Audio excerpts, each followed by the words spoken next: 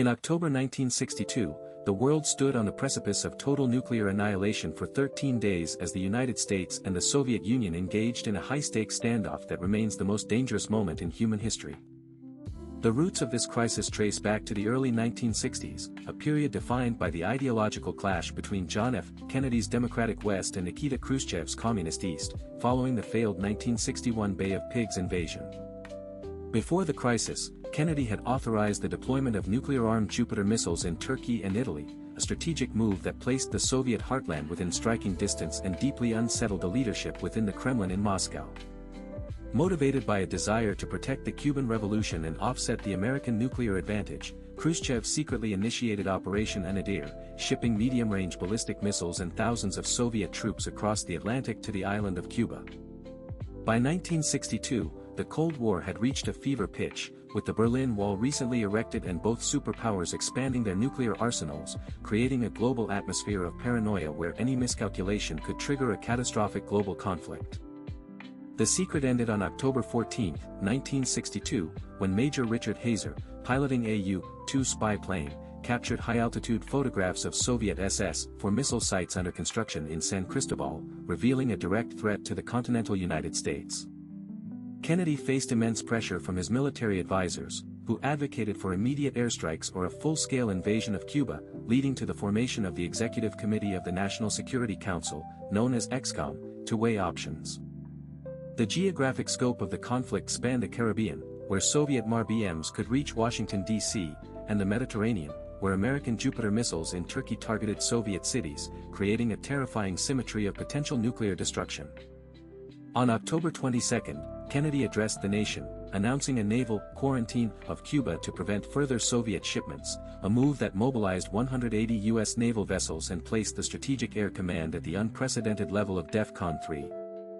The crisis peaked on October 24 when Soviet ships approached the quarantine line, but the world breathed a collective sigh of relief as most vessels stopped or turned back, though the underlying threat of the operational missiles remained unresolved.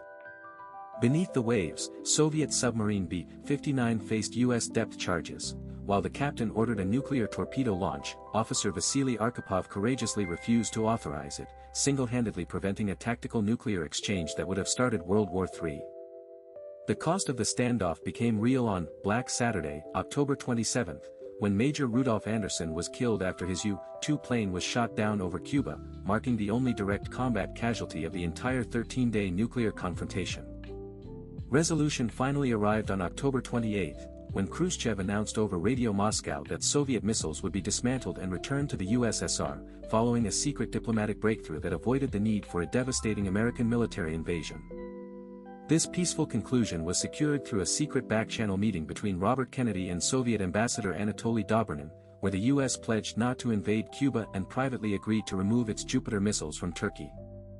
The immediate impact of the crisis led to the 1963 establishment of the Moscow-Washington hotline teletype system and the signing of the Limited Nuclear Test Ban Treaty, fundamentally changing how the two superpowers communicated during future global tensions.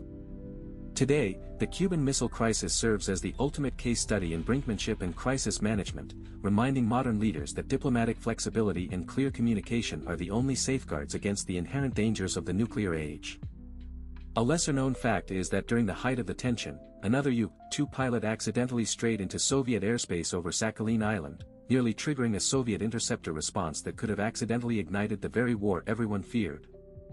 The story of these 13 days remains an inspiring testament to the power of rational leadership under extreme pressure, proving that even at the edge of the abyss, human reason can prevail over the impulse for total destruction.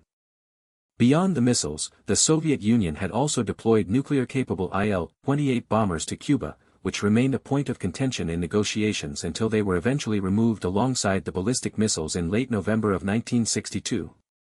Fidel Castro was reportedly furious at the Soviet leadership for negotiating the withdrawal without his input, feeling that Cuba had been used as a pawn in a larger game of chess between the two dominant global superpowers. The sheer scale of the threat was staggering, as the Soviet nuclear payload in Cuba totaled approximately 70 megatons, a force capable of killing 80 million Americans within minutes if the launch orders had ever been given. Ultimately, the perceived retreat contributed to Khrushchev's ousting from power in 1964, yet his willingness to compromise, alongside Kennedy's restraint, ensured that the world survived its closest brush with a nuclear Armageddon that would have ended civilization.